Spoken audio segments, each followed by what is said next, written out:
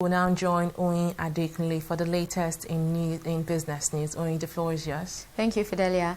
The federal government has announced that contracts signed earlier than February 1st, 2020 will be implemented using the old value-added tax of 5%. The announcement is one of many decisions reached at the just concluded Federal Executive Council meeting in Abuja.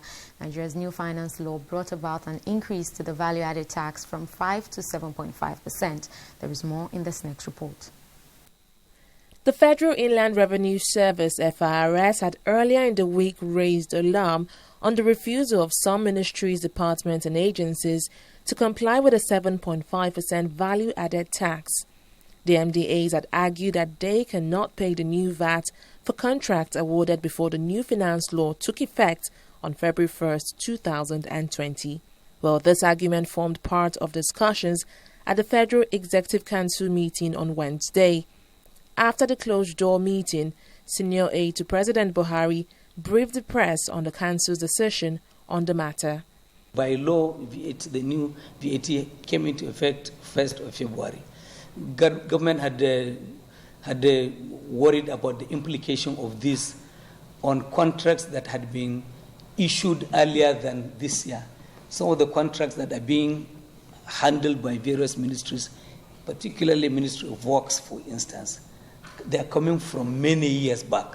So should the VAT on payments on those contracts be 7.5% or 5% as earlier signed on to?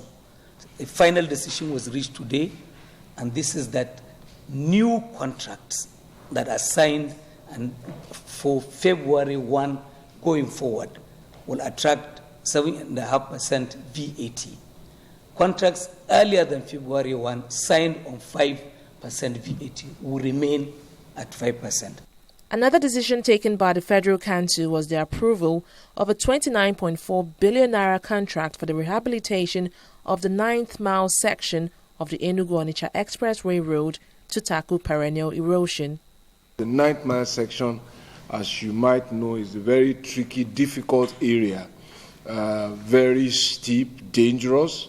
A point of many accidents before, so we've had to change design and do a lot of other alterations in quality to ensure now that we manage not only the erosion there, but that very good work is done. The sum of 13.9 billion naira was also approved for the purchase of drugs for the treatment of animal and crop diseases in states across the country. There are 12 frontline states that have been affected by queller birds, by grasshoppers, and those have been pestering us, and they have started protruding their nose in the northwest as well as in the northeast.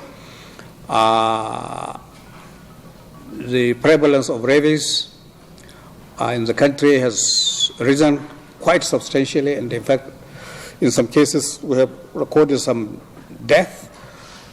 There's a matter that the federal government has taken serious look at it and has approved intervention fund of about 13.9 billion naira for this. The meeting, which held at the State House in Abuja, was presided over by President Muhammadu Buhari.